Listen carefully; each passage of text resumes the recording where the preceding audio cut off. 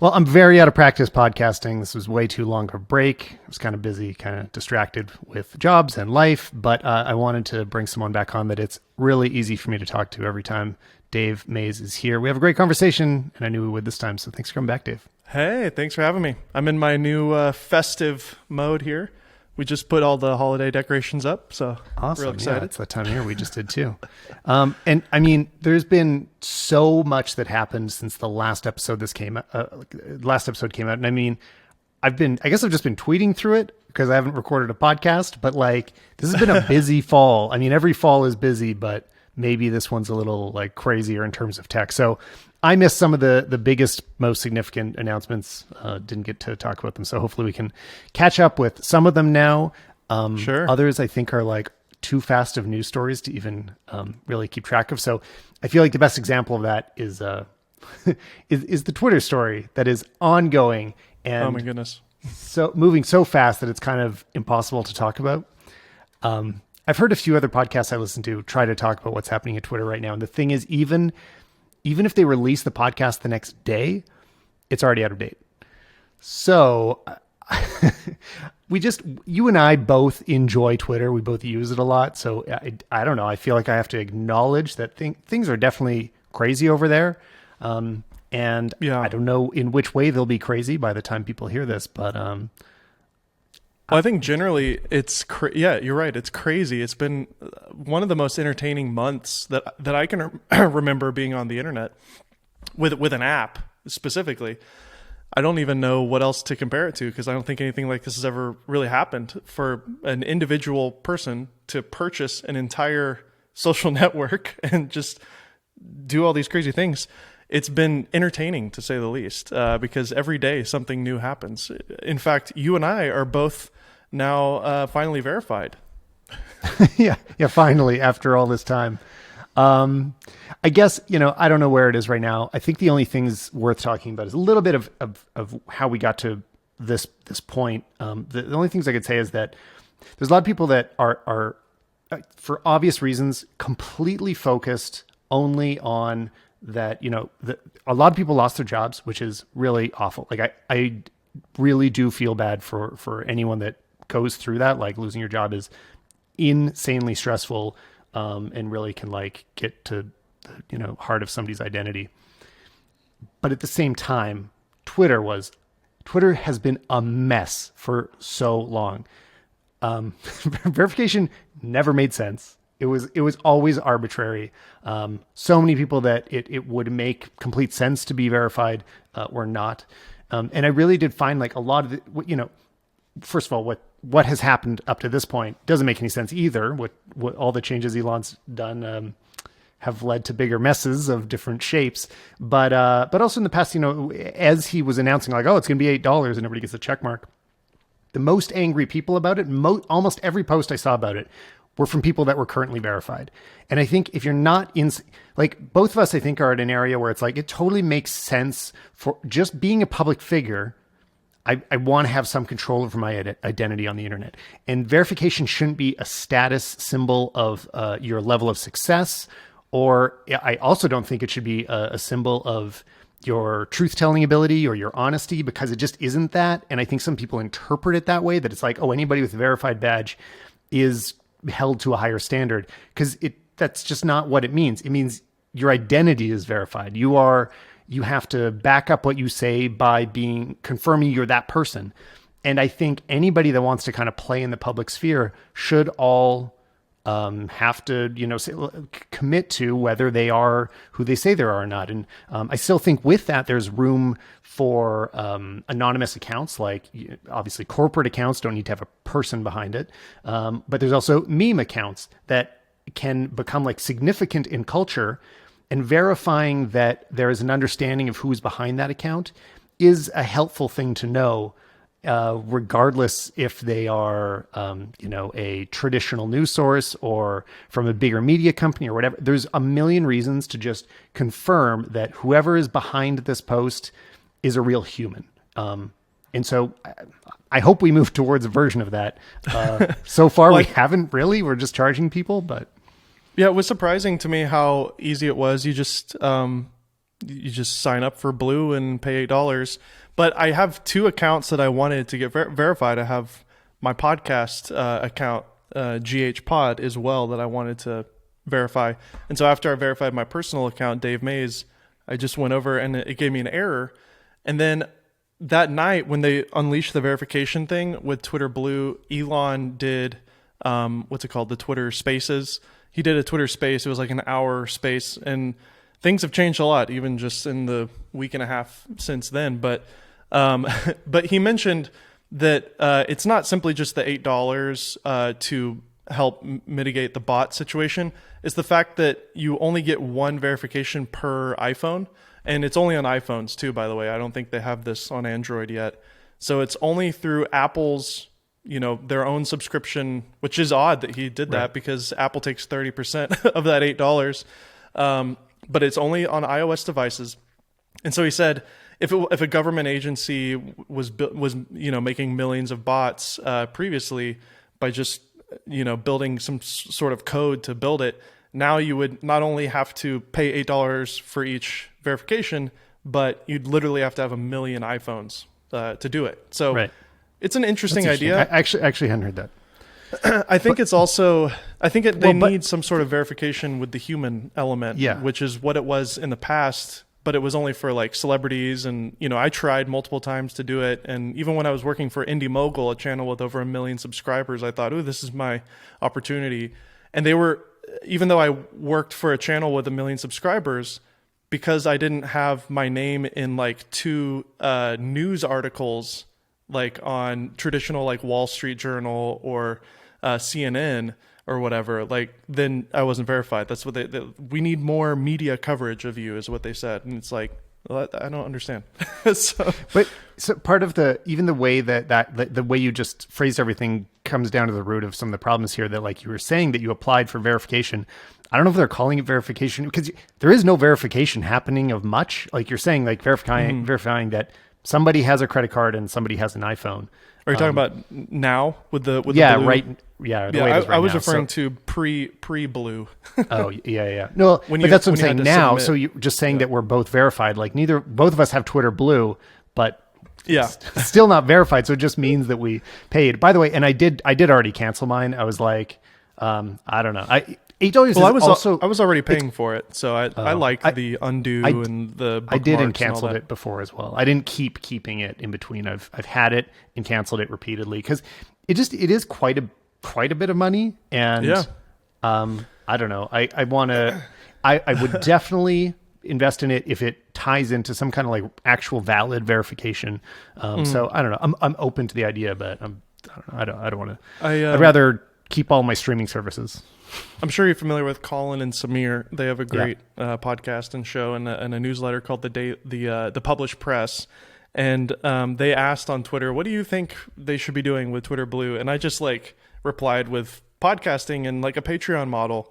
And then they reached out and asked if I could elaborate. And so in their last article in the Published Press about this topic, I have like a feature in it that I wrote out. And basically my idea is I would love to see, I would be willing to pay $8 a month to kind of go into almost like a pro creator tier, where it maybe unlocks the ability to have almost like a Patreon model, kind of an upgrade to the Twitter super follow, I think is what it's called right now, where you could basically have private feeds. You could maybe have the ability to unlock private DMs with your subscribers, like a traditional feed of either photos or videos or podcasts.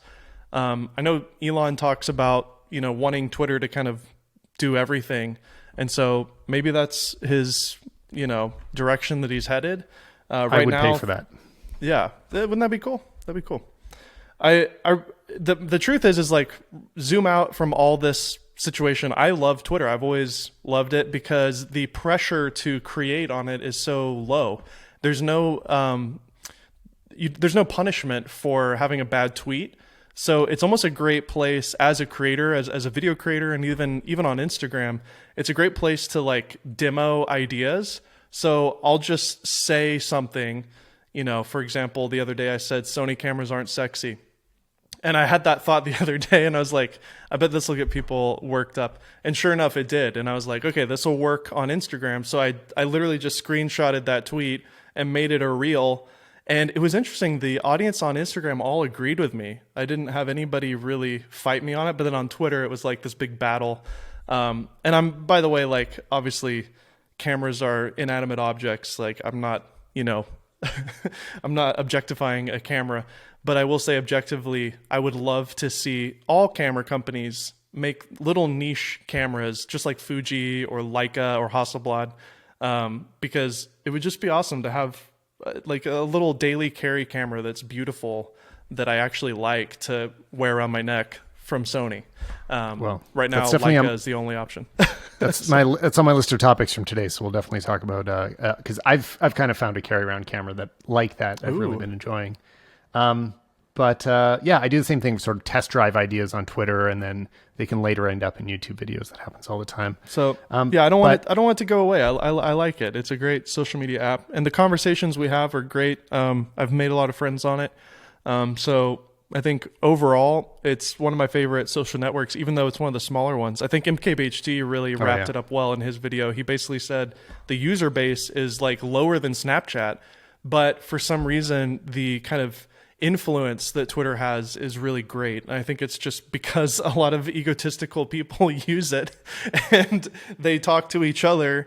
And so it's a great place for people to kind of just see egotistical celebrities like ripping on each other or making comments. But then as a YouTuber, it's a great little addition to being a YouTuber, because on YouTube, you just post a video and then you're done and the comments just become a big mess. But Twitter is a great place for all of us creators to kind of hang out and have conversation, at least. Yeah, it really is. It's like the public chat room for creators. Like, it's how I know the YouTube community is 100% because of Twitter. Like, comments on YouTube don't create back and forth conversations the way that Twitter does. So anyway, hopefully it's still live by the time I post this podcast.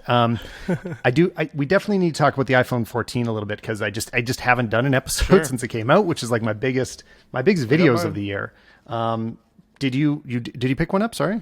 Yeah, I got mine right here. Nice. You can see the dynamic island. You can see my cute two boys here, Ryan and Caleb. It looks like just a regular size Pro, right?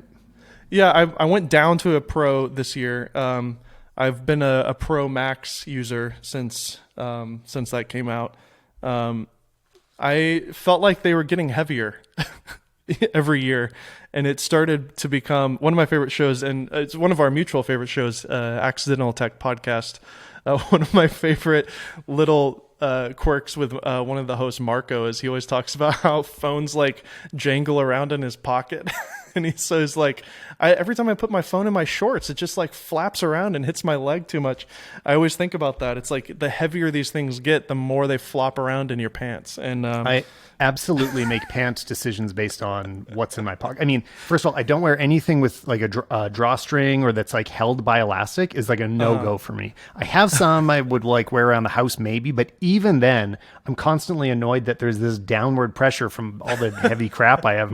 There's constantly like at least a phone, wallet, keys. It's enough to like, kind of make it make them want to move down. Well, you don't have enough pride to do the little side satchel thing. That's like I do the side satchel. I 100% have been doing that more and more. But I don't have to do it if I just have belt loops and anyway. So that one, and then also shorts. I like if I'm wearing shorts, it's got to be because I'm like crazy hot. Like I'm not doing it for well, not now. I do it when I have to. Yeah, definitely not right now. Even in Tennessee, it's like in the 20s out here. It's crazy. Oh, well, poor you. It's in the minus 20s here. So, okay, that's actually cold. So what have you actually thought of the phone though? What were you coming from? Like, what were you upgrading? I came from a 12 Pro, so I skipped 13. So this is my first ProMotion phone, which I really like. That's definitely one of those kind of, once you have it, it's hard to unsee it. Things. The dynamic island, surprisingly, is like one of my favorite features. I find myself, it's just one of those little subtle changes that will hopefully carry on throughout, the end of time. Even when they remove the notch completely, it may be kind of a UI element that kind of just maybe appears and floats up there.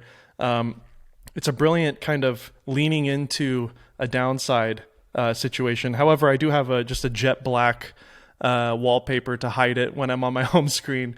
But I really like the dynamic island. Like, for example, I'm sure if you've used the 14 Pro, you may have experienced this. If you're using directions and listening to a podcast, and maybe somebody texts you or whatever, like you can kind of see the things separate. Like your podcast is over here, and then your phone call is over here, and your maps is over here. It's probably not safe to just be looking at all those things, but I really notice it when I'm just multitasking. It's almost like having a second display on your phone, which is great. Yeah, or like a little extra menu bar, like a dock almost, like a micro version of a dock almost. I overall wasn't. I mean, I ended up not using it at all for weeks because no apps were really supporting it. The first app that really got me into it, and I could see, I'm like, oh, now I get it, is Flighty. So, I mean, the most basic part of it that's fantastic is when you're at the airport, up in the top dynamic island area, it's just constantly showing you your gate and how long until your flight departs. And it just stays on your phone. And that's exactly what you want to see when you're at the airport waiting for your flight. Where do I need to go and when do I need to be there? Incredibly useful. So seeing that example was when I was like, oh, like now I get it. It's not just a way to switch apps kind of different. It's not just another option for switching apps. It actually can add some functionality that we didn't have before. I'm still waiting to see some more apps like that before I really end up engaging with it on a day-to-day basis. Like I find I don't touch it in the day. Like I don't need to reach up there because the traditional methods of switching apps was just still sort of faster or maybe like more reliable because it's a bigger touch target. So but I do think it's a design triumph, like not making that notch so obnoxious. So there's one thing for me. You tell me your thoughts. You may notice that my always on is not on. I turned it off. After I used it for like a week, and then I turned it off, and then I used it again, and I just found when it's always on, I think I'm getting a notification all the time. Like it's just like a mental thing. Next firmware update, you can set it to be background only, which I am going to do. So background off. So it's the way that Android like a black screen. And that's the way it kind of always should have been. You can also turn off notifications if you want to just see the time. Because a lot of the time, I don't know. I might keep notifications on maybe, but it is more distracting. Like it's a little worse for your mental health. So it depends if you're living in the mode where you want to see them or where like I need to know as soon as something happens.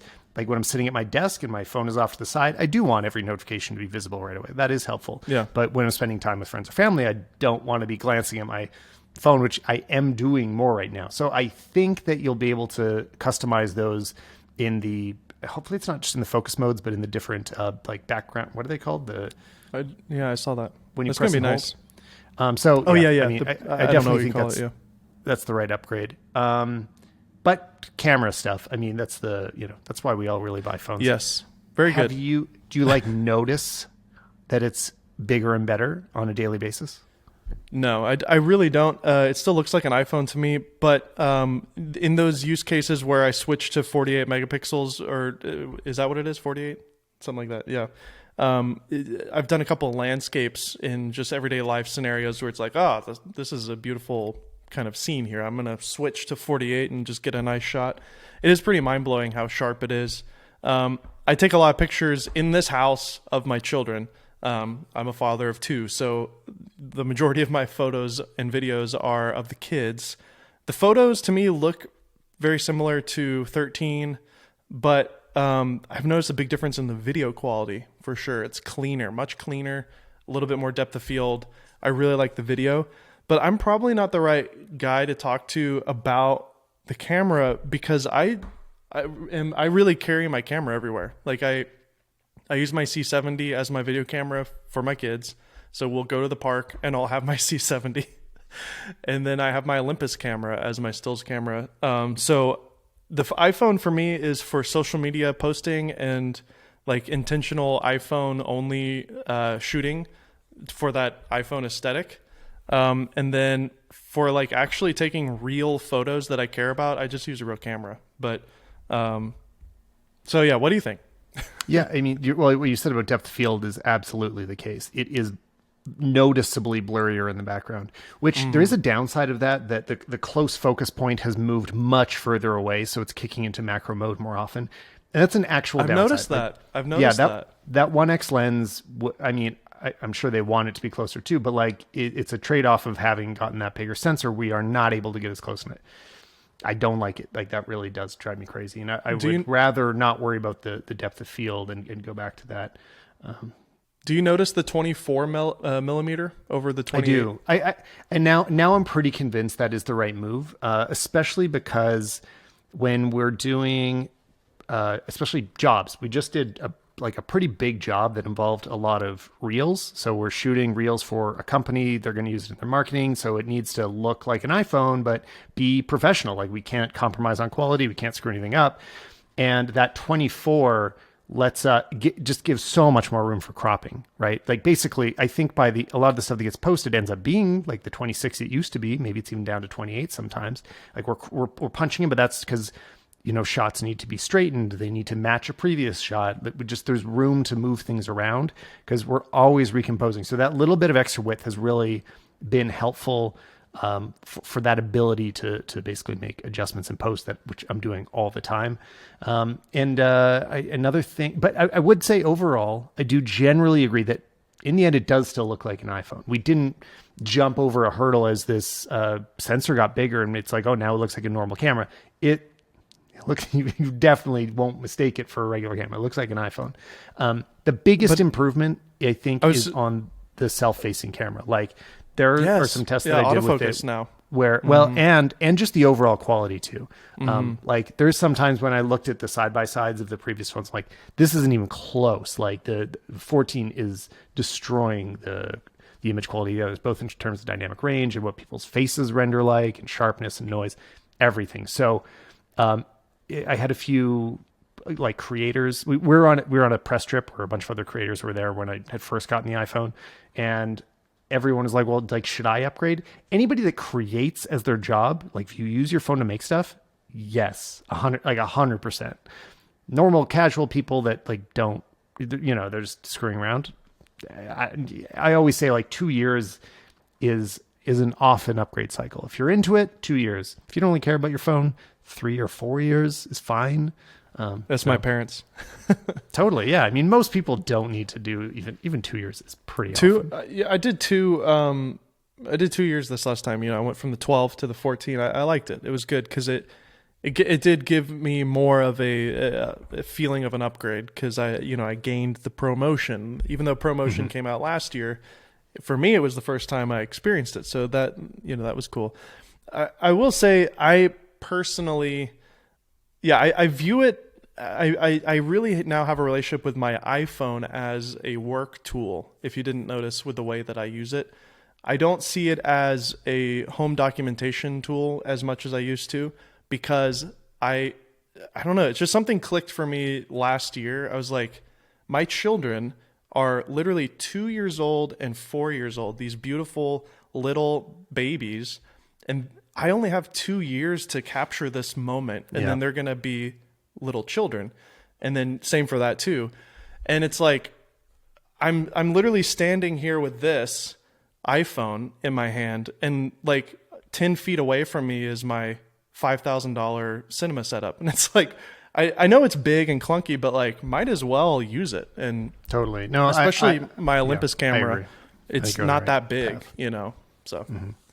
I think more people should think that way, because I think the thing is when you look at phone photos on a phone, those results are really amazing. Like it is amazing. And iPhone photos can often look better than a big camera when you're viewing them smaller.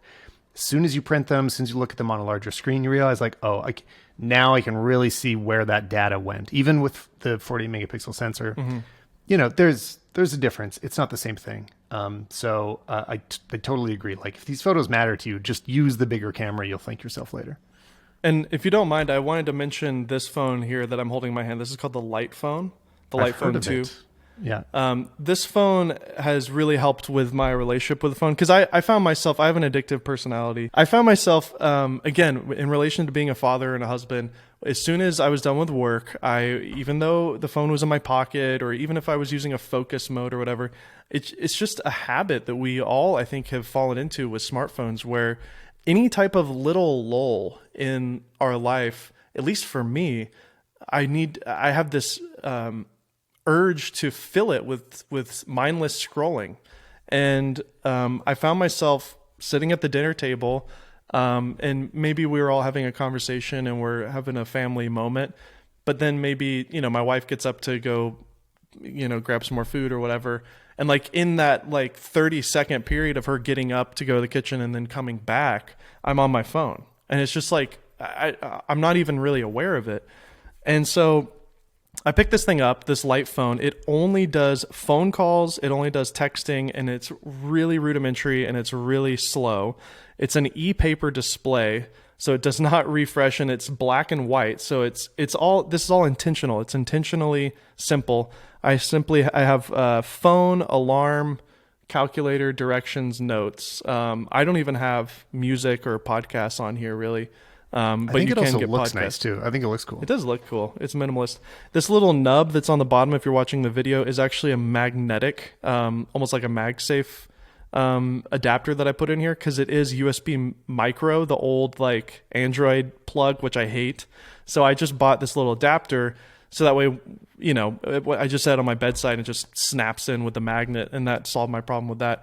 But Verizon has, in America, they have this great deal. It's only $10 to add this as an additional line to my iPhone. So I have my iPhone, which is my main number. This is my iMessage phone number. This is my work phone number. And then this light phone is a completely separate phone number that nobody has except my wife, my parents, my brother, my grandparents and my, roommates. Although Connor's been living with me for a couple of months. He's moving out tomorrow, so it's actually really sad. He's been living here in our little guest room, which has been great. But he's not going to be far. But and then so basically my life now is I work all day. I use this as my work tool. I post on social media, whatever. 5:00 hits. I snap my little MagSafe on my iPhone, put it in my drawer, and switch it on to driving mode. I know I can do this with a shortcut, but I just did this because I'm lazy. And so I turn on driving, and that way it auto replies to my favorites list and says, Dave is off his iPhone. If emergency, call this number. And so for the rest of the night, I'm without my phone, and I use my light phone as my main phone, and it's amazing. And then that goes for the weekends too. I use this as my weekend phone. And that has really helped with my relationship with my addiction to devices. I think it's a great recommendation. Along with that, the strongest book recommendation I have for the last year, I really do think everybody could benefit from reading it, is Stolen Focus by Johann Hari.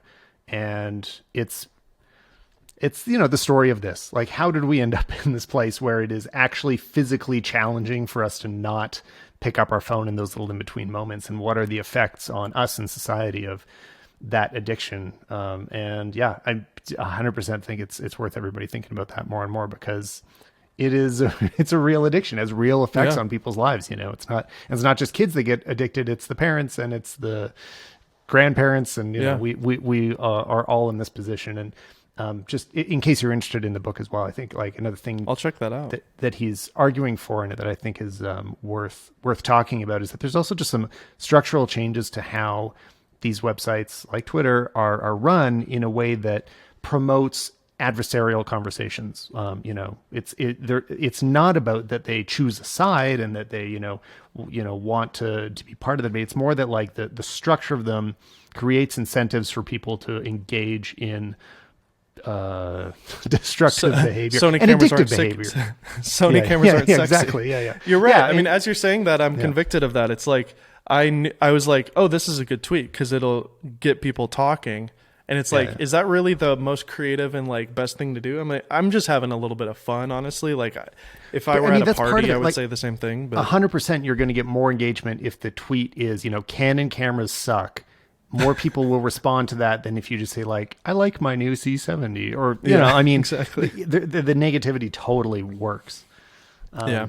So yeah, it's Well, I mean, I just to finish up that little topic, I just want to recommend too. There's a great interview with Casey Neistat recently. I forget who the guy is who interviewed him, but the title is "This Guy Is Relentless." It's a great interview, and Casey talks about this. He's switched to a dumb phone as well. I think he has a flip phone, and he actually said he's like, there's a famous person who goes to the same elementary school as my daughter. This famous person, he didn't mention who it was, but this famous person's kid goes to the same school. And he noticed that that person didn't have a phone at all. Like they didn't even have a phone. And he started thinking about it. And like back in the old days before cell phones, like the people in high society never handled money and they never handled phones. Like that was just how it was. And that gave them the clarity and the focus to run the business, to create the art, whatever it is. And so I think there's something to be said with us as creatives to really consider how detrimental this device is to our creativity as artists. It really gets in the way of boredom, which has been the source of creativity for generations. That's absolutely true. Yeah. Although I still also love my phone.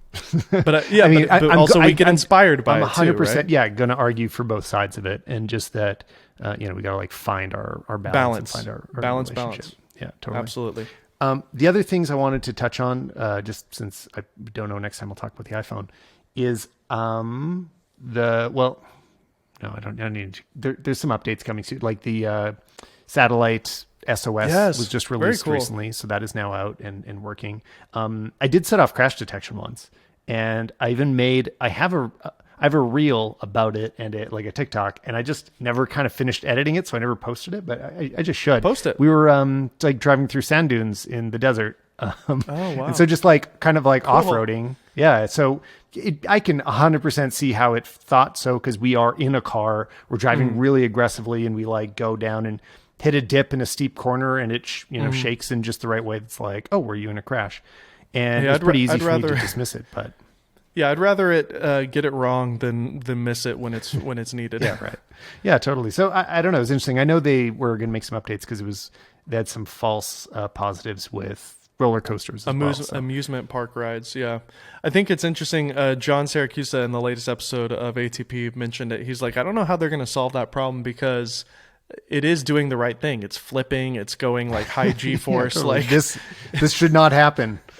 Yeah. So maybe you could do like a geo fence around like an amusement park or something. I don't know. Maybe there's an amusement park mode that you can put it on or something.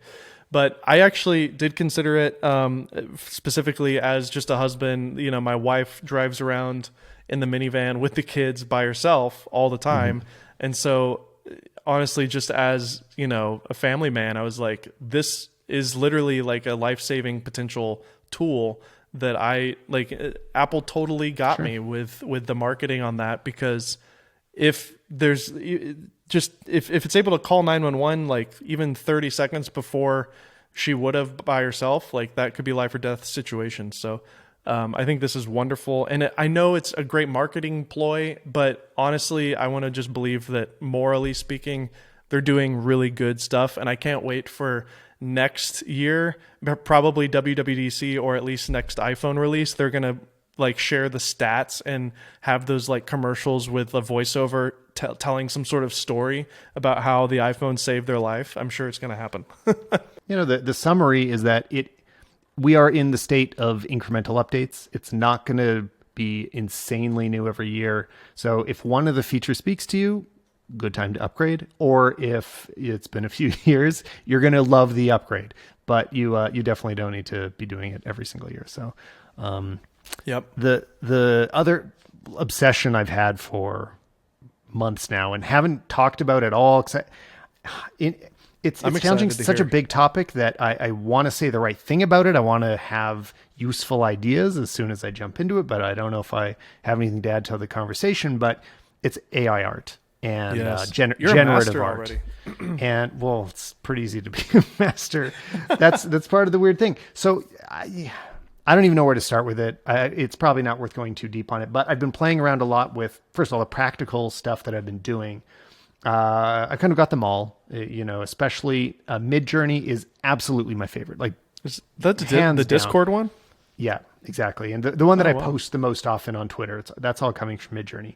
I also have Dolly 2, but its results are less exciting. But what's more useful about it is the way that it handles in painting, also out painting. But what I've been using it for is Photoshop. So an example I just had today was that I needed to remove. There was an umbrella sitting on the ground in front of a bike wheel. I'm going to post this on Twitter so you can see if you want. I had to remove it, but the wheel is behind. And like photoshopping a wheel is incredibly difficult because you have to get the exact same curvature, like super challenging. So all I did was upload it to Dolly, selected that bike wheel area, said generate a bike wheel, and it just matched the back. It matched everything perfectly. Removed it and created a new one. So Wow. things like that of like object removal in Photoshop, that's the most practical purpose I've found for generative art so Dude, far. Because on the other that's side mind blowing. of like just generating the fun doodles and paintings and realistic portraits and stuff that I've been posting, I have no idea what the point of any of that is yet, and I don't think any of us really know what the point is. Like I they look so amazing, and I'm almost annoyed how unexcited a lot of normies are. Like when I just kind of show my friends and talk to them about it, they're like, "Oh yeah, like okay, like that looks cool or whatever." Like people aren't that interested in it, and I think Really? that's really strange to me because it's like it Well, they looks don't see the amazing. potential. Yeah. Yeah. But I don't know. Do you see the potential? Like, where's where's this going? Oh yeah, of course. I mean, fast forward, a decade from now, and imagine this being built into Photoshop and maybe even in video. I've even seen some really early tests with AI video, which is incredible. Just over the last year, I forget who posted it. It was Paper something is the channel. I forget, but Alex Lindsay talks about this channel all the time, and they posted an example of AI art from a year ago compared to now, and it's really impressive. I think it is maybe not impressive to other people because it is still just emulating what humans have done before. So it's not necessarily creating something, wholly unique. It's taking from other artists and taking from what humans have done forever. So it's not new in that sense. When you see a painting that this AI creation does, like the hands might be a little warped and the image kind of looks like something you may have seen before. So maybe that's why they're not so impressed. But it's just insane how you can just say anything and it just does it. I think for musicians, this is going to be like probably how most indie artists are going to make their album art now, I would imagine. Yeah, why not? Sure. For graphic designers, it's a great way to, if you're working with a client, to very, very quickly maybe share some rough sketches, if you will, of like, okay, Totally. here's what you're telling me you want me to make. I'm just going to feed this into the machine, have 100 options, send that to the client. I essentially do no work, let them choose what they like, and then from there I refine it and actually make it, Yeah, So I see doing it. logo design or app icon design are some of the things I've been experimenting with. And what it gives you in the end, you wouldn't use it as is. Like it currently cannot replace the designer, but it can give you a ton of interesting ideas really quickly that you can experiment with. There is, And then I think there's an interesting analogy to music, especially the way music is right now. Because I'm really kind of down on like modern music at this moment because so much is sampled and it's Yeah. I love sampled music, but I do feel like we're in a bit of a rut of unoriginality where what is being released is it's not just sampling, but it's like taking old ideas to make new hits and coming Yeah. up with less and less new ideas, and that's what we are definitely at risk of kind of getting into that cycle if Yeah. we just have a black box that's remixing everything that already exists and spitting it back out. Yeah. I don't know. It's not. Well, That's not the best way to actually create new art, and it's more of an interesting tool for hopefully for real artists to be able to just do what they're already doing better. But I mean, it's going to be just incredibly complicated how it screws up Yeah. the whole universe of creativity. Yeah, I love. There's a great documentary with Jack White, with Jimmy Page and The Edge. It's these three incredible it might get guitarists. loud. I love that. It might get loud. And I especially just love and am inspired by Jack White. And he loves the process. And he basically uses guitars that are hard to play and sound bad. And then he figures out how to make it sound good. And you can feel the pain and the like effort that he's going to in his recordings, because he's literally physically making the instrument work. And I think I honestly think of that all the time, even with my own work. It's like, I'm just going to use a prime lens right now because yes, a zoom would be better, but I want to earn this shot. Like I want to work for it and kind of have a little bit of effort in this and intentionality. And so I think you're touching on that a little bit with music. Obviously, TikTok has a lot to do with the current state of music as well. Like Oliver Tree is like a kind of the ultimate kind of TikTok superstar because his image is perfect for the internet right now. And then his songs and his hooks are like perfect for that 6-second looping thing that is like instantly recognizable and kind of quirky and weird, so it makes people interested in it and think that's dumb, but because they're saying that's dumb, they're talking about it. And it's like, you know, artists on the high end are definitely just writing hooks to go viral on TikTok because that's how you get #1 hits these days. So I mean, I would if I could write music. But yeah, I just like I don't know. I'm so interested and excited about all of this, and also just I'm generally concerned. I mean, like we're moving faster than anybody understands what's going on. So anyone that's just completely wholeheartedly enthusiastic about this is not being clear-eyed about the potential downsides. But anybody that is just totally pessimistic and saying like, "Oh, it doesn't look that realistic," I mean, they're not paying attention to how fast this all happened. This all happened within 1 year. Like it was. Yeah, it went from uninteresting to photorealistic in 1 year, and in another 1 year, we're going to be somewhere crazy. This is moving so quickly, and it's so many more people are using it now. So. I mean, it's going to completely transform. The thing is, it's going to transform photography too, both because people will now interpret every photo differently, because it will move from not being when it was all about Photoshop and you would look at an image and be like, I don't know if that's real or not. You also knew in the back of your head that if that has a fake sky and the people have been cloned in and objects have been removed, that means the photographer spent a certain amount of time on it and they had a certain skill level and they did all this work. Yeah, one of my favorites is Jeremy Cowart. Yeah, he was great at that. But if it's trivial for anybody, unskilled people, to to type a phrase, you upload an image, type a phrase about how you want it to be modified, and it looks photorealistic, these modifications, that triviality, that lack of a barrier means that every single thing that's uploaded or seen has a much bigger question mark behind it. And we're going to have a different relationship of how much we care about things being real, and how, what the difference between artistic photography and documentary, something that's, showing the real world. And obviously it's going to have all sorts of news implications, and it's going to be a huge mess for a little while, and hopefully sort it out. I hear you, but I also will push back and say this has happened before with the invention of a camera. Before cameras were readily available, people would sit very still and someone would paint their photo.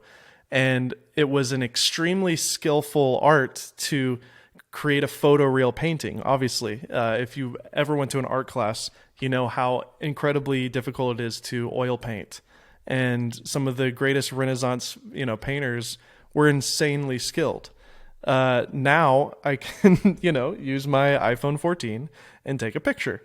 So I think this is just the next evolution of just art in general. It still comes down to like anybody can technically make a movie on their phone and edit it on their phone and upload it to YouTube and have full distribution to the entire planet. And yet there's still only a couple of skilled, filmmakers out there. So I think at the end of the day, the story of what you're doing and the reason for it and the motivation for whatever AI art you're making it still all requires the hand or the brain of a skilled artist of some sort. I think just simply looking at a beautiful image now has been like, the craftsmanship of something that is just simply beautiful to look at may have gone away a little bit. It's like, oh wow, that's a beautiful painting. Well, I mean, I still will recognize that, but something I've noticed right away though is like people are so much less interested, and so am I, when they see something that was AI generated, right? Like even if it looks exactly like a painting, which they're not quite there yet, but next year they will be there where it looks like a Renaissance painting. And I posted and say, look what I made in Midjourney. People are going to like it a lot less and engage with it less than if I'm like, look, I just spent the last 5 years locked in a room learning how to paint, and this is what I created by hand. People will just exactly. they will care about it, even if it is the same image. Like the story, those people will still be continue around. to matter. Yeah, those types of artists will still exist. I mean, they're still already few and far between, anyways. But I think the power of it being, especially in like meme culture and stuff like that. Like I saw today an AI art meme of like Elon with a bunch of children in a cave or like in a coal mine, and the meme was Elon forcing children to work in the mines, and so it's like a face of Elon, in a mine with all these children. And it's like a commentary on it is amazing for memes. It's like it's the perfect generator. But yeah, I don't know. I want to keep talking about it. I don't know what I want to do with it, but like it is. You should do a YouTube video about the creative story. I mean, yeah, I want to, but it's like, what do I have to add? I I almost feel like I don't know how to do the content aware thing that you just said, and I think a lot of other photographers wouldn't. A lot of photographers are seeing what you did with the taxi cab, because that's the only thing I saw. And then even the bike thing, like I don't know how to do that. I could figure it out, but you know how YouTube works. People people don't like to do the research. So yeah, I should do that. The title could be something like "The Ultimate Content Aware Using AI," right? Okay, you convinced me. It'll happen. I'll get on it. But yeah, if anybody wants to start dabbling with it now, it's like I'd say go sign up for Midjourney. Stable Diffusion is the big one a lot of people are talking about, because that's what's being implemented into a lot of, because it's like fully open source. So you can just install it on your machine and just run it locally, which is going to change. I think when I benchmark computers, that is absolutely going to start becoming a standard test, because it's incredibly intensive. You can also run it on a phone. But I like the results less. So I've been using Stable Diffusion less. Anyway, stay tuned for a lot more follow-up. But let's come back to the real world a little bit for cameras that exist. Yes. I'll quickly mention what the carry-around camera I've been loving is, since I teased it before. I'm curious. What would you guess? I bet you can guess. Well, you're a Canon shooter, and is it the X100? The Fuji X100? It is the Fuji X100. Absolutely. See? So, okay. Yeah, not that hard to guess. That camera's had a bit of a renaissance recently, hasn't it? It is. I just saw that Fuji stopped production because it's so in demand that they're like, we can't even foresee when we will catch up with the current orders. Oh my goodness. So, yeah, cool. It's incredible. But yeah, I was lucky to already own an X100F. So that is the older generation. It was kind of sitting in our drawer for like, 4 or 5 years since it came out. We'd really bought it for Anya, and she just didn't use it a lot. Like we kind of used it as a prop in some photos, but a lot of the time, it's so often when we're shooting, it's like, look, if we're going to bring a camera that's large, we need the photos to be like professional or whatever. So I kind of dismissed it. I was like, I don't know why I dismissed it. Anyway, now I've been carrying it around, and I just love it. And I was really drawn into it because every time that I talk to Simbrash, who's on this podcast all the time, listen to some recent episodes, but he's one of my favorite photographers. He's so incredibly talented, and he's shooting mostly Fuji, and often on just that camera, photos that are being published in the New York Times, being printed large. He's running around doing street style. Like he's not in controlled environments. Doesn't have predictable subjects, but he's catching the focus. The megapixels are there, and it looks fantastic straight out of camera. And I've been so inspired by colors looking nice as I take the photo. I don't know why digital gave up on that it was like, oh, we can just kind of make everything look neutral or scientifically accurate, and people can find a way to get creative after that. But digital colors have looked like spent a lot of years looking like crap. I think recovered. It's been a few years Yeah, since they got better, but they've just been chasing natural and sharp and, you know, clean and stuff like boring. that. And boring. But this was never what film looked like, you know? I mean, everything we character. shot in the 90s it all had character.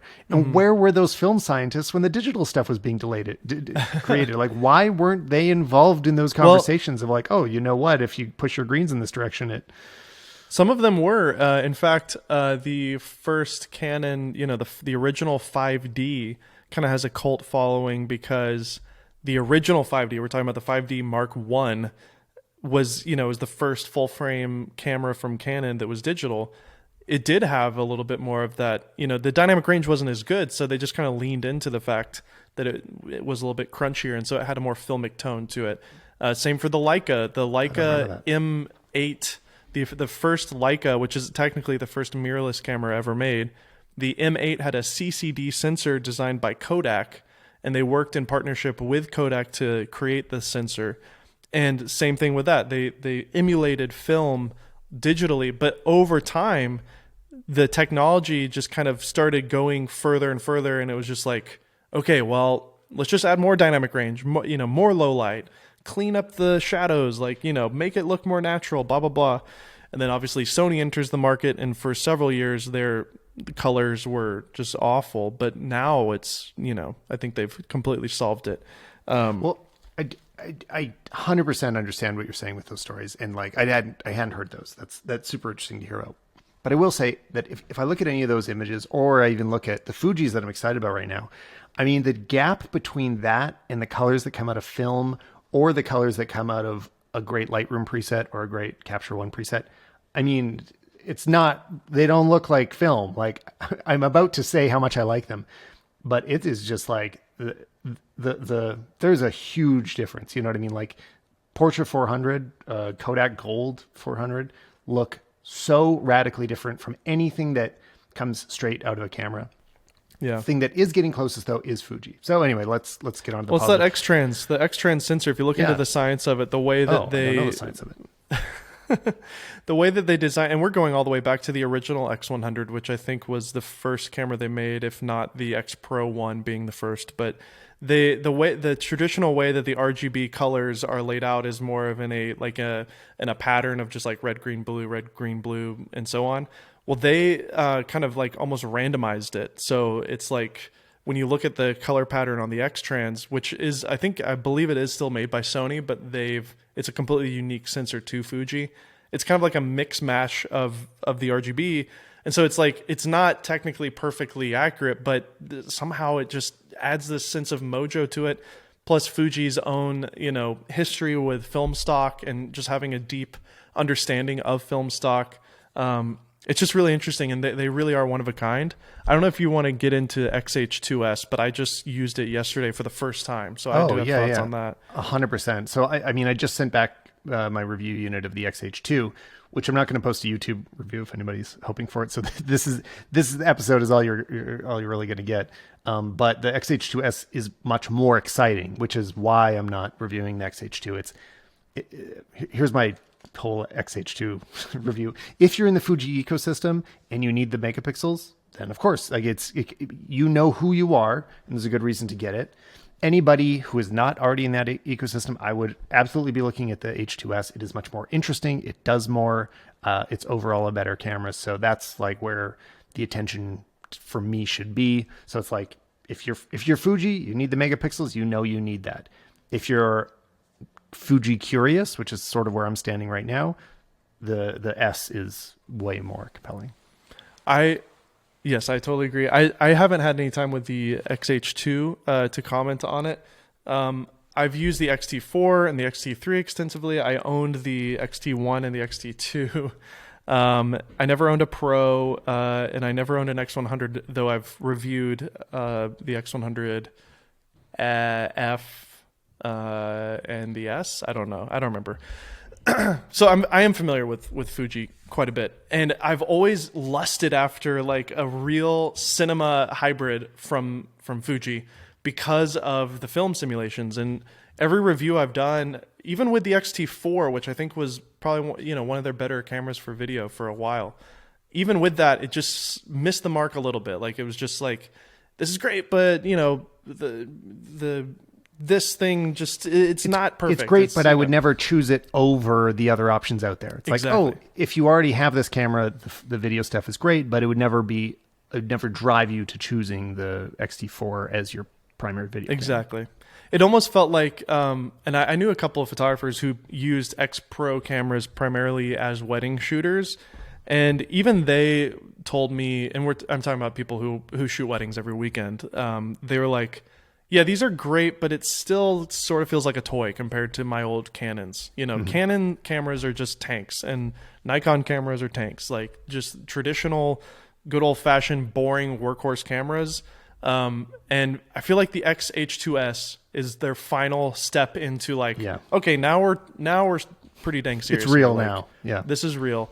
And it's not only that, but like I am really, really impressed with the video quality. It's really good. Like even just the LUTs that Fuji makes that you just apply to F-Log 2 straight out of the camera. I almost wouldn't even touch it. Like it's gorgeous straight out of the camera. The IBIS is better. It's nowhere near as good as Olympus or Panasonic or even Sony. I think it might be better than Canon because I'm not seeing as much warpy wobble as I see on the R5. But I know Canon's hopefully updating that with future firmware updates. Though the R6 Mark II seems to have it still. I digress. But I used it all day yesterday. We went downtown Nashville with my friend Chris Haggerty. We did a shoot for Soundstripe. And, for those of you who don't know, I'm working with them, consulting with them, and kind of co-hosting their channel. It's been a real blessing for me. Just a nice, stream of income for me. And I love working with those guys. They're really nice and good people. So yeah, we were just running around downtown and it was just amazing. And I wasn't using any Fuji lenses either. We had all manual focus Zeiss lenses, that Chris owned. And I've heard that the autofocus isn't great. And I'm not a huge fan of the focus by wire lenses that Fuji makes. I think for stills, they're really great. But if you're a cinematographer, a DP, a freelance creator, this camera could be like your main camera, especially if you're already used to shooting just manual focus for everything. Totally, yeah. The lenses drove me crazy. And actually manually focusing them specifically was just like sloppy. Like I had a hard time with it. But yeah, so everything I didn't experience that then. So well, I mean, maybe I'm just bad at focusing. And the autofocus was like generally very good. I didn't have it it hunt a few times. I was just saying I didn't even have a Fuji lens at all. We were only using real mechanical focus, old vintage lenses. If you treat it like that as just like a body and you adapt everything onto it, I mean, it crushes. The crazy thing to me that was very surprising is that, well, not surprising because I saw the results, but looking at Cine D's camera tests, which they do such a great job of like breaking down the performance in a repeatable scientific way. It's one of the highest scoring dynamic range cameras available for video. Yeah, like it's just behind the C70. Like I don't remember the exact rating, but it's like up. C70 is the highest other than Red and Alexa. And then the Fuji XH2S is like coming right behind it. I wish I had it right in front of me to say the exact details, but I'll include a link in the show notes. It's amazing. And the thing is when I was testing the camera, I didn't know that. Like I was like, okay, it's going to look good. But then I started grading the F-Log 2 and I shot that whole YouTube video in Rec 709. And I'm like, wait a minute, this is amazing. Like this looks like cinema footage. This looks like a real camera, not the size of camera that it is, right? It presents itself as still being a little more casual. And once you see the footage come back, you're like, wait, no, this is totally... The F-Log 2 is a cinema log format. F-Log 1 wasn't, in the same way that, the older way that V-Log coming out of Panasonic, or C-Log 1 from Canon, like none of those are real cinema profiles. They're kind of flat so that you can lift the highlights a bit if you want to, but they're not actual, they don't really give you more dynamic range or more flexibility in the grade. F-Log 2 is like legit. It's the real deal. And I was amazed. I'm really excited. I was really amazed. In fact, I'm so amazed I may sell some things to justify getting one, because it's a great. I don't know if I would. I'm still in love with the C70, and that'll get on to our next topic. But I could see it being a great little, my version of the everyday carry, just a little bigger. Maybe if I got a tiny little lens for like walk around purposes, but then use it as a B or C camera. Well, I'll say this: if autofocus isn't your biggest priority, other than autofocus, I would much rather it over the R5 for video. I'd also probably rather it over the R5C for video. Like it would be, it'd be one of my primary choices. Except that it doesn't have that perfect autofocus, which if you're in that environment, some people shoot in that way that like it needs to be as good as it can. That'd be more Canon or Sony. But if in terms of image quality. Yeah, I think if you're in that autofocus category, a Sony or really Sony is the right way to get, like the A7S III. Totally, yeah.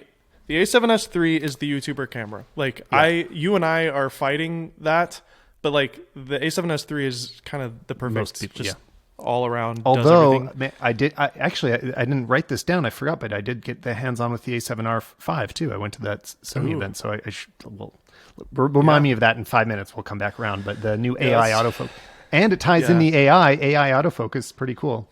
Oh my gosh. Yeah. I mean, it's a little overkill for a YouTuber, but I guess it's, I mean, but and it's missing some video features too. Like it's not meant to be a video first camera, but obviously those features will come to the next one. So yeah, me too. The end of Cine D's article says you could actually say that the Fuji X-H2S is a Blackmagic Cinema Camera 6K on steroids with a ton of additional features like IBIS and all the other advantages of a true hybrid camera, including a smaller form factor. And I couldn't really agree more. I think it's like, in a way, a Blackmagic killer, because in addition to the beautiful image quality and, blah, blah, blah, if you were to put it next to a Blackmagic camera, it also can output Blackmagic RAW. So if you're a Resolve user, just get the Blackmagic View Assist, which you probably should get anyways, because the monitor definitely isn't the best in the whole wide world. And that's maybe one of the downsides. I wish they had more video focused, things like waveforms and, just make the UI a little bit more video-y. Fuji has a history of great firmware updates, so I wouldn't be surprised if a year from now we get better autofocus and some of these things that we're talking about, like waveforms or whatever that or color exposure. What's the one with all the colors? What do you call that? Vector scope. Yeah, vector. No. It's like a heat map. It's like a heat map rainbow. False color. Yeah, false color. That's it. For some reason, I'm blanking. Maybe it's the Fosters. I'm very impressed Foster's with color. I'm very very excited about the Fuji X-H2S. There's nothing wrong with it. Like if you're a Fuji fan and you're looking for an upgrade, it's amazing. It's amazing. For me personally, because I do rely on the autofocus, and I love all the things about my C70 in terms of built-in NDs, long battery life, video first, features, a floppy selfie screen, all those things. XLR. Yeah, XLR. It is also a great like tool for what I do. But half the price though as well. The Fuji. So although you can get C70s really cheap now on eBay. Have you looked? You'll be able to buy a used XH2S in a little while too. I mean, yeah, they don't hold their value. Fuji's. If we're just looking, they do actually. If we're just looking at new prices, I mean, is it the best value video camera? I mean, it seems like I'd rather, like you're saying, I'd rather it over a Blackmagic. It's much cheaper than a C70. I mean, there's like the FX30 is in the same world. Yeah, it's like the new FX30 and the R7 and this are kind of not the trifecta. The R7s. I would much rather have the FX30. The problem with R7, the problem with R5, all of this, there's no C-Log 2. It just does not shoot proper like cinema type footage. It is not flat enough. It is not flexible enough in the grade. You need to get the exposure to accurate. So basically I'd say like, look, if you want something for in the lower price range, the FX30, if autofocus is your priority, go there. If color is your priority, then go with the Fuji. Yeah, I think that's a good way to put it. I think it's a really good side-by-side with the FX30, which is a really interesting camera in its own right. But I get more excited. And back to the kind of art thing, like it's inspiring. Like when you look at the image. Yeah, it makes me want to shoot. when you put it in the timeline and throw a grade on it, just by doing nothing, just put the standard eternal LUT on it that Fuji gives you. It looks so good. It's so inspiring. The grain is a very, filmic looking grain. Gerald did some great tests with the grain. He said this is surprisingly like one of the best noise reduction in post cameras I've ever used. He talked about how like turn off all the noise reduction in camera and just apply a slight noise reduction in whatever your NLE is and sharpen it up a bit. It cleans up beautifully and retains all the detail. So anyways, I really can't sing its praises enough. I think it's the perfect price point. It does both stills and video really well. Great all around camera.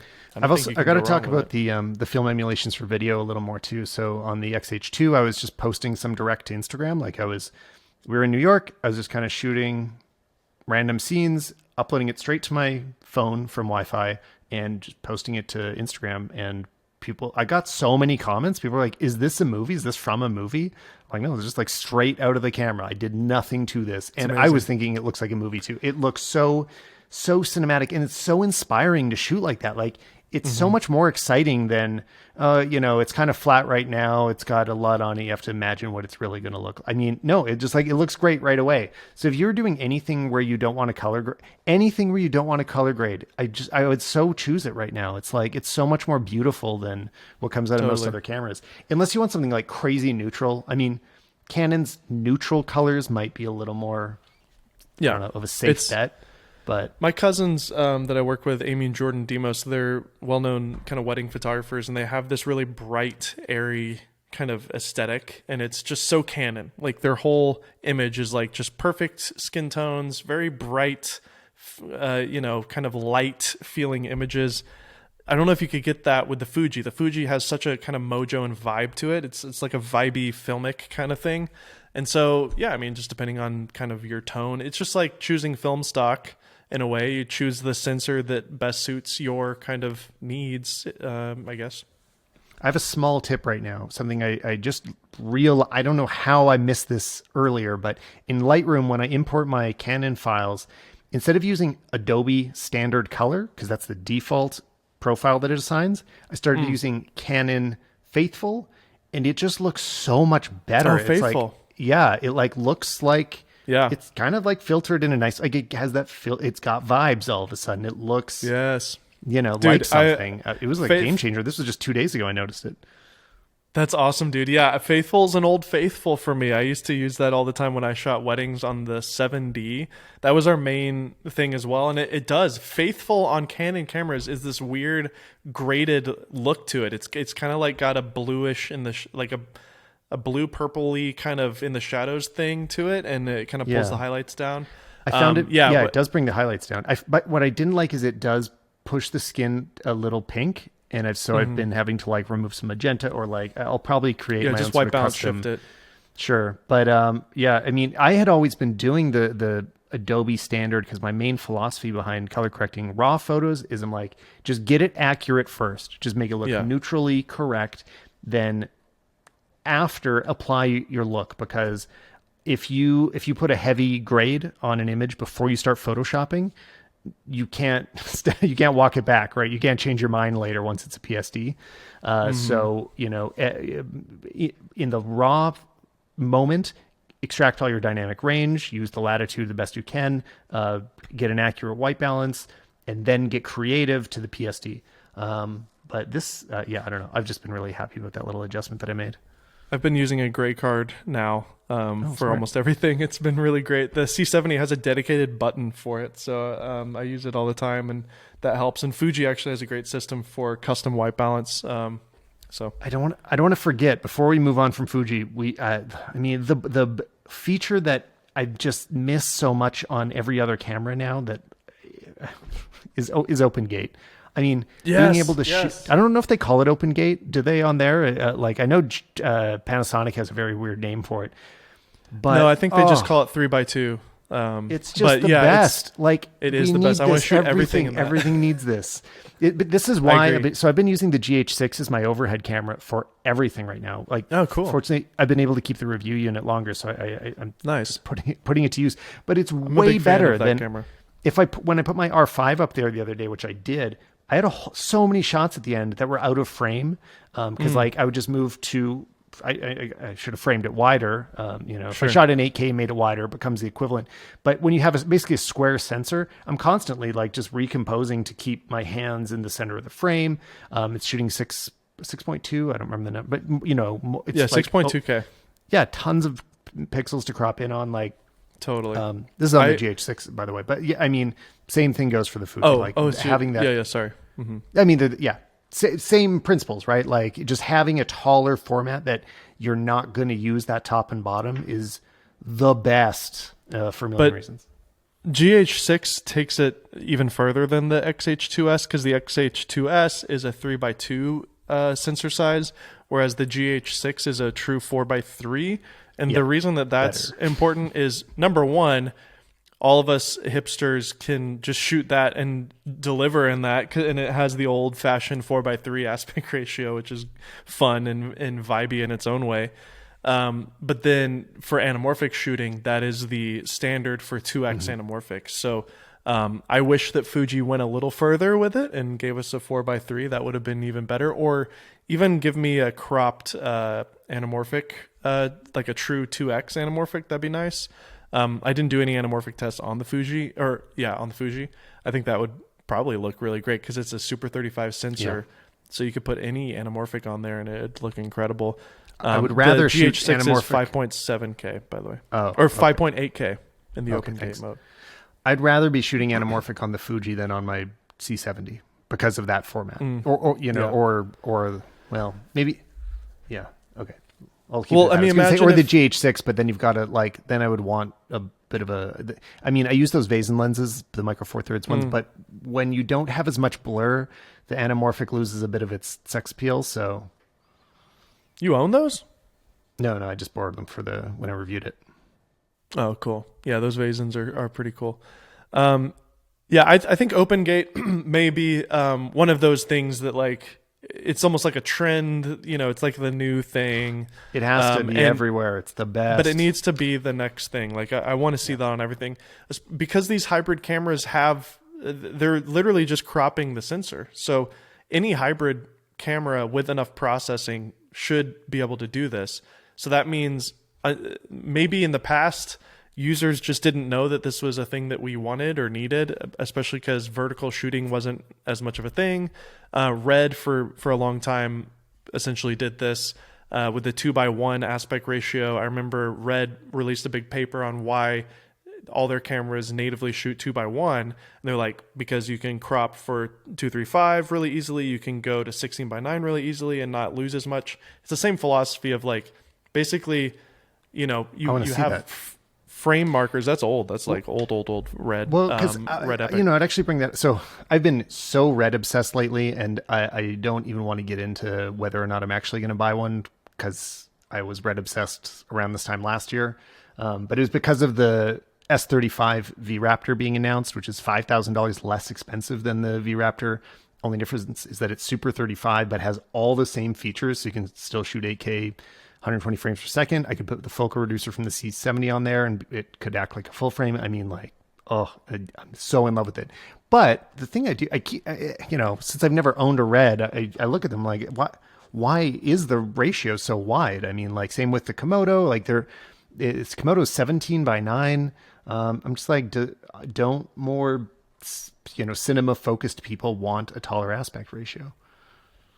Yeah, it's the same philosophy of the open gate. In fact, the open gate, I think, term comes from that kind of world of are we shooting open gate? Yeah, we got it. It's giving them that wiggle room to crop and post. In fact, I remember listening to an interview on the Go Creative show a long time ago with the first season of House of Cards. The DP was on that show, and he mentioned this as he's like, yeah, we shot in full 6K on the original Red Epic on the first season in open gate, and he asked Ben Consoli asked well, what is that? And he's like, well, it gave us a little bit of extra room to stabilize and post because Fincher wanted every dolly shot to be so perfectly almost robotic that they would do a dolly push and then they would stabilize it in post to make the dolly push even more stable. I guess nowadays that type of shot would be achieved with a robot arm, but back then that wasn't a thing. So, Well, yeah, I would also, if I was using, so let's say I end up with a 8K red at any point, or even 6K, like as long as we're oversampling, it'd be nice to, even if I could just permanently mask out some portion of the frame on my monitor. So it's like, I just forget that it exists. I'm always framing 10% wider, but I'm shooting in 6 or 8K, and then I can always make up for that later. That'd kind of have the same effect. yeah, like if the NLE brought it in how you shot it, but then Yeah. it does, like, you can Surprise, just, there's some more room. you could just wiggle your Y slider on that, or whatever, and move it around. That'd be cool. But yeah, OpenGate needs to be everywhere. Sony can do this. Like their sensors are square for the photography stuff. So, I would love to see them do that, and they may do it because a lot of us are kind of talking about it. So whenever Sony does the next event, all of the people who are listening to this who will be there, please tell all the engineers, hey, OpenGate. I was there, and I had that exact opportunity, which I've just so much credit to Sony for the way that they do their community stuff. Like, yes, at this event, so many people were from Kando? Tokyo. No, so this was because they had an event right after Kando, announcing the R5, yeah, R5, A7R5, yeah. and engineers are there. They're marketing people, like, all came from Tokyo to talk to us. Their American leads were there. Like, everybody there runs Sony and is open to talk to everybody of like, oh, like, what do you think of the new camera? I mean, they're actually like listening and engaged and curious, and those features that we all complain about show up. I mean, they're so responsive, and I love that culture that they have there. Sony's awesome for that. I actually just made a video that's, I think, coming out in a week or two on Soundstripe's channel, and the title is "What All Camera Companies Can Learn from Sony." And that's one of my 5 points, is that, I've been to a couple of Sony events as well, and I was just so impressed with the engineers that stood there with a clipboard, actually listening to what we were saying and taking notes. And I would often kind of complain about something or whatever, and they would then ask me, well, why is that important to you? And they're very inquisitive, and it was really inspiring. And then turn around, the next year, and boom, you see those features implemented in the camera the next year. Totally. It's nuts. And it makes you feel very different about, I mean, it frustrates me with Canon. Like, it's not just like, oh, Canon doesn't talk to me personally, but Canon doesn't have this like as open of a relationship with creators. They're much more closed. I know some of the people on the Canon, what do they call their team of people? The Canon light chasers of light or something. The Canon team, and like they're great creatives, but it's a very small community, and there isn't that like feedback loop and that conversational aspect that we have in I mean, both Fuji as well. Fuji's better for it. Panasonic's better for it. It's kind of like everybody has started to like become a little more they also interactive with the community, and Canon's really staying closed, unfortunately. So I think it is important to have the perspective too of the realization that all these other companies also don't own movie studios and the PS5 and TVs and make all the sensors for every other camera. So like, you got to remember, Sony's a multi-billion-dollar entity, and like Canon, I remember meeting one of the higher up Canon people at NAB one time, and I was kind of complaining about these things, and he put it into perspective for me. He was like, Dave, listen, we have 3 like areas of business. We make printers for corporate America, and we make medical instruments and cameras. And cameras are literally like less than a third of our overall like revenue. We make the most of our money in medical and in corporate America for printers. So like, the CEO doesn't care about your micro HDMI port, because at the end of the day, the bottom line is coming from these other avenues that they are focusing their effort in. That being said, I think it doesn't cost anything you don't have to put on $1 million event at a resort with a bunch of influencers. But what you can do is simply ask questions to the users and actually be open to 100%. feedback and invite creators to talk. That's more the way that Panasonic has been, is just like, they're not doing big extravagant events, but they're being really like open and conversational and just kind of candid. So I think there's a lot of right ways to do it. Same with Red. Red's not putting on big events, but I was watching a live stream of the new V Raptor announcement, and it was and Jared showed up in the stream answering questions, and I'm like, there's only 30 people here, so he's like Wow. answering multiple questions for me, like just like awesome, responding to things That's I'm so saying cool. in real time and like super candidly. I'm like, this is awesome. Like, how many people that Yeah. run camera companies will chat with you on YouTube? So that was super fun. I was on the fence with the Komodo. I was literally right, either Komodo or C70, and I we were am both glad I there. went with the C70. It was the right choice for the type of work I do. But I really loved using it when I was at Indie Mogul. I got we did a couple of videos with it, and it is a wonderful little tiny little thing. And I think they're doing some great stuff. They've added some phase detect autofocus, and their color science is wonderful. Tracking. There's obviously some sort of, I mean, this is completely rumored, but like there's some sort of partnership going on with Red and Canon. I don't know what it is, but I hear think, rumors about it constantly. but RF mount, Canon batteries, similar-ish autofocus. I would even argue similar-ish color science in a way with the Komodo and with the Raptor.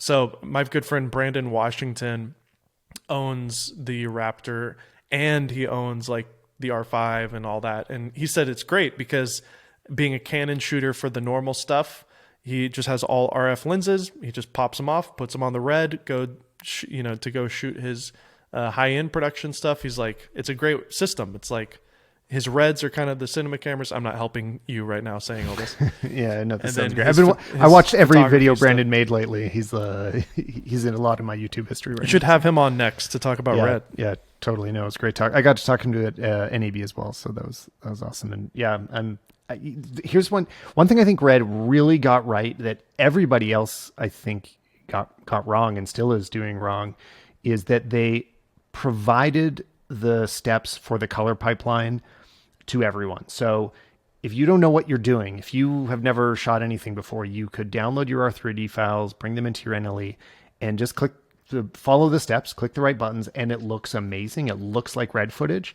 If you download Canon's C-Log 2 LUT from their website, or for the R5, you download the C-Log 3 LUT, it looks like crap. Like, it does not look compelling. Nobody's using those LUTs. They're not nice. And so we're all trying to like hack through our way to like, oh, what's the best way to transform this log footage to look expensive? And that is so stupid. Like, that is, if they had done that with their photo cameras, they would have disappeared. I mean, because with photo cameras, it's taken care of by the raw footage is taken care of by the either Lightroom or Capture One, whatever you're using, and they're going to have really different responses, like I said earlier, depending which profile you use, which software you use. But it always looks normal, like it never looks bad. But log footage looks bad a lot of the time. It's so easy to have ugly, mediocre log footage, and the LUTs that Canon makes, especially, also Sony, their LUTs are not great. I feel like they don't even update them. Yeah, so no, like, totally. I downloaded Just so the unambitious Fuji. with it. Yeah, yesterday we did our shoot, and then we came home and I wanted to look at the footage, and I went on Fuji's website to download the F-Log 2 LUT because I don't have it yet. And I noticed it's like on version like 3 or something, and I'm like, oh, they're updating this? I've never seen a company update the LUTs. And not only that, but like you download the F-Log 2 LUT, and it comes in a zip file, and every camera that has that profile, there's a specific LUT for that camera.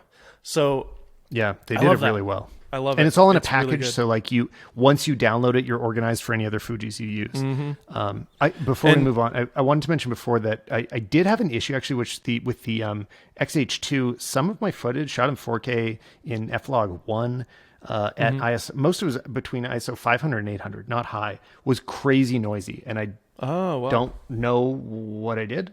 Like, they look exposed normally.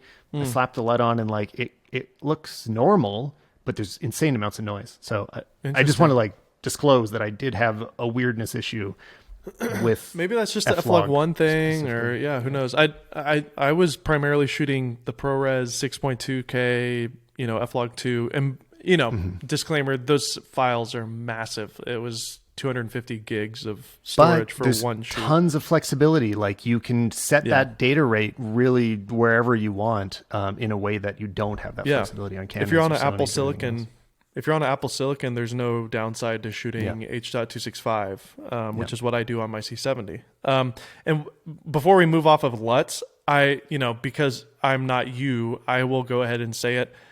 The Tyler Stallman LUTs for the C70 are incredible, and you've been working on a whole new kind of raw version of this, and I definitely want to hear about that if you're willing to talk about it on the show. Well, I mean, the raw. So I made a raw one that I just like kind of threw on Twitter, but I wouldn't stand by it because it was basically it's based on one shot. I only used one shot, developed a LUT from that, so it is not the like. Gotcha. The other one, I did more testing across different test shots and stuff and tried to match it up to other things. I would like to do a new round. Is great. I'm going to do a new round of all of them because I quietly updated the C-Log 3 LUT. So if anybody bought the pack more than it was about 2 months ago, I'd go back and re-download that because I definitely improved the C-Log 3 LUT. But there's things I could improve about C-Log 2 as well. And I want to do something across all brands of cameras so that they all end up in a place that I'm happy with. So at some point, I'm going to do Sony next, dude. You I'd get like that one to go crazy. I know. I seriously, dude, I really am impressed with what you've done with that. I've tried a couple of other ones, and yours just is perfect every time. Like I really love it. In fact, I shoot my kids with my little C70 setup. And I shoot C-Log 2 because I know I'm just going to throw the Stallman LUT on it and it's going to look great. And one of my favorite things about the C70 is the fact that, the DGO sensor allows you to basically just expose in the middle and get like your perfect exposure. You don't have to expose to the right and overexpose it like on other cameras. I mean, this is what I love about the C70 is like everything turns out. I don't screw up shots. Like everything just comes out. I really have not ruined anything on the C70, which is, I can't say that about any other camera. Like when I was shooting Sony, I ruined a lot of shots. Yeah. It just looks right out of the box and it's got all the features that you want with the built-in ND. I just did an interview with Eric Floberg 2 days ago. He was in town. Nice. Are you familiar with Eric? Yeah. I love his work. Yeah, he's amazing. He's doing a whole doc about Joe Greer, the photographer. Yeah. I saw some stills from that. And he just bought a second C70 because it's just such a great workhorse for documentary filmmaking. And he said he paid, I think he said $3,700 for it used or something. So like they're not holding their value because it's kind of an awkward the screens camera. Are breaking. Yeah, it is an awkward camera, honestly, but. I'm excited about the new firmware update. I don't know if you want to get into that, but I don't want to get into detail on it because it's not here yet, I guess. So let's try it first. But I like that they're pushing so hard. They're pushing forward so much with updates. Yeah, it's exciting that Canon of all people is like actually doing a firmware update that's pretty good. So at least according to the little first impressions I've seen. So yeah, totally. One thing I'm going to do more of. In my last video I just shot in RAW on the C70. I want to kind of shoot RAW for a while. Like I did some initial tests and I was like, you know what? The image generally looks pretty similar. Now I've circled back and done some more tests. I'm like, you know what? You can see that there's more color information here. It's not more dynamic range, which I think is what I was really looking for. Cause on the C200, you'd see a big jump in dynamic range. But the only way to get all the dynamic range is to shoot RAW. That's how you made that camera look good.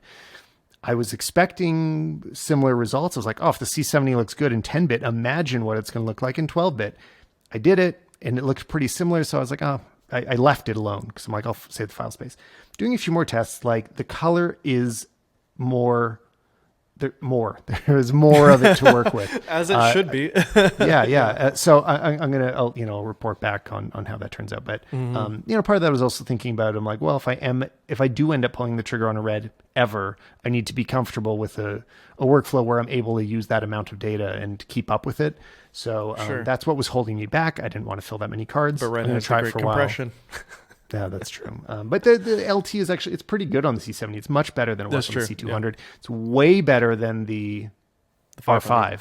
Oh well, yeah, or that. So yeah, R5. Decent. Yeah, totally. Yeah, my friend Chris Haggerty works with Soundstripe. He owns the C500 Mark II, and we actually use that as our primary camera on the channel. Channel. Yeah. But we actually did do some tests, and the C70 is cleaner. It has more dynamic range. But I do feel that the 500 does have quite a bit of mojo. It looks really nice, that full frame.